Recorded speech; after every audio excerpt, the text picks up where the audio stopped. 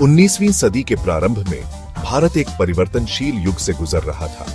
1800 ईस्वी तक भारतीय उपमहाद्वीप पर ब्रिटिश ईस्ट इंडिया कंपनी का प्रभुत्व बढ़ चुका था, लेकिन अभी भी देश के विभिन्न हिस्सों में स्थानीय राज्यों, साम्राज्यों और सांस्कृतिक परंपराओं का वर्चस्व था। इस काल में भारतीय समाज की संरचना, अर्थव्यवस्था, धर्म और दैनिक जीवन में गहरी जड़ें जमाए परंपराएं और नई चुनौतियां एक साथ दिखाई देती थीं।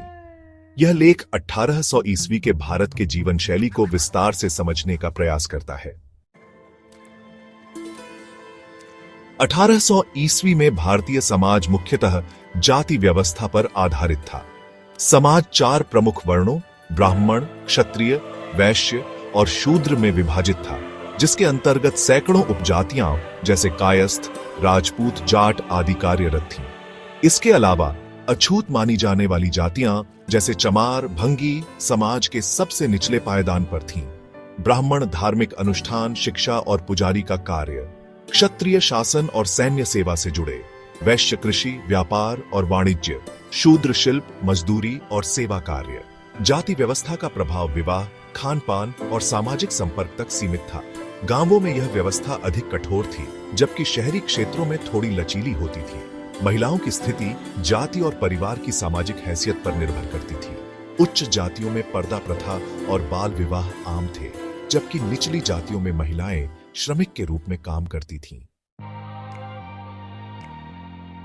भारत की 80% से अधिक आबादी गांवों में रहती थी। कृषि अर्थव्यवस्था का मुख्य आधार थी, जिसमें गेहूं, चावल, कपास और गन्ना प्रमुख फसलें थीं। भूमि व्यवस्था, जमींदारी प्रथा प्रचलित थी। जमींदार या तालुकदार कर वसूलते थे और किसानों को जोतने का अधिकार देते थे। ब्रिटिशों ने स्थायी बंदोबस्त 1793 लागू किया था, जिससे किसानों पर शोषण बढ़ा। सिंचाई, नहरें और कुएं प्रमुख साधन थे। बारिश पर निर्भरता अधिक थी। ग्राम पंचायत स्थानीय विवादों का निपटारा ग्राम प्रधान या बुजुर्गों द्वारा किया जाता था। गांवों में हस्तशिल्प जैसे बुनकर, लोहार, कुम्हार भी फल फूल रहे थे। ग्रामीण मेले और त्योहार सामाजिक एकता का केंद्र थे। शहर व्यापार, शासन और संस्कृति के केंद्र थे। दिल्ली, कोलकाता, मुंबई, चेन्नई और लखनऊ जैसे नगरों में राजदरबार, बाजार और धार्मिक स्थल होते थे। व्यापार, भारतीय मलमल, रेशम, नील और मसाले यूरोप तक निर्यात होते थे। हस्तकरघा उद्योग समृद्ध था। शिल्पकार, सुनार, बढ़ई और चित्रकार अपनी कला में निपुण थे। शिक्षा, मदरसे और पाठशालाएं संस्कृत, फारसी और स्थानीय भाषाओं में शिक्षा देती थी। शहरी जीवन में धार्मिक विविधता थी। हिंदू, मुस्लिम, सिख और ईसाई समुदाय साथ साथ रहते थे, लेकिन सामाजिक मेलजोल सीमित था। धर्म दैनिक जीवन का केंद्र था।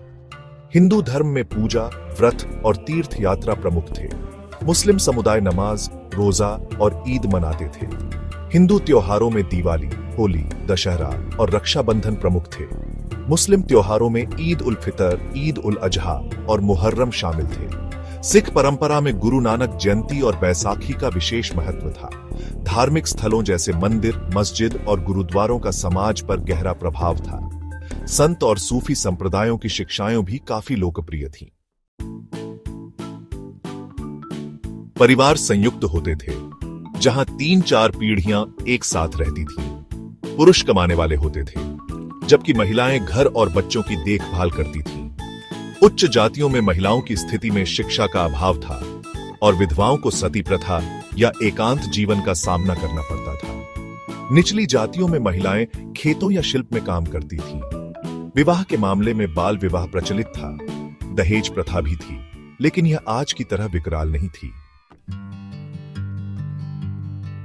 भोजन क्षेत्रीय विविधता से भरपूर था। उत्तर भारत में रोटी, दाल, सब्जी और दही मुख्य भोजन थे। दक्षिण भारत में चावल, सांभर और इडली डोसा प्रमुख थे। मिठाइयों में लड्डू, जलेबी और बर्फी काफी प्रसिद्ध थीं। वस्त्र सूती और रेशमी कपड़ों से बने होते थे। पुरुष धोती, कुर्ता और पगड़ी पहनते थे। महिलाएं साड़ी, चोली और घूंघट पहनती थीं। मुस्लिम समुदाय में शेरवानी और सलवार कमीज का चलन था। शिक्षा मुख्यतः धार्मिक और व्यावहारिक थी। गुरुकुल में संस्कृत और वेदों की शिक्षा दी जाती थी। मदरसे में फारसी और इस्लामिक विद्या सिखाई जाती थी। लोक शिक्षा के माध्यम से किसानों को कृषि और शिल्प की जानकारी दी जाती थी। साहित्य में भक्ति काव्य जैसे तुलसीदास और सूरदास के काव्य, फारसी दरबारी कविता और लोकगीत प्रचलित थे। उर्दू और हिंदी का उदय हो रहा था। मुगल शैली, ताजमहल जैसे स्मारकों का प्रभाव, दक्षिणी मंदिर, विजयनगर और चोल वास्तुकला, लघु चित्रकला, राजस्थानी और पहाड़ी शैली, संगीत और नृत्य जैसे कथक और भरतनाट्यम राज दरबारों में पोषित थे। आयुर्वेद और यूनानी चिकित्सा प्रचलित थी। जड़ी बूटियों और प्राकृतिक उपचार पर भरोसा था। महामारियां जैसे प्लेग बड़ी समस्याएं थीं। 1800 तक ब्रिटिशों ने बंगाल, मद्रास और बॉम्बे प्रेसिडेंसी पर नियंत्रण कर लिया था। नई भू राजस्व नीतियों ने किसानों को कर्ज में डाला। हस्तशिल्प उद्योग को झटका लगा क्योंकि ब्रिटिश मशीन निर्मित वस्तुओं ने बाजार पर कब्जा किया। 1800 ईस्वी का भारत परंपरा और परिवर्तन के बीच संघर्ष कर रहा था। गांवों की स्वायत्तता धीरे धीरे कम हो रही थी और शहरी केंद्रों में नए विचारों का प्रवेश हो रहा था। यह काल आधुनिक भारत के निर्माण की नींव का समय था।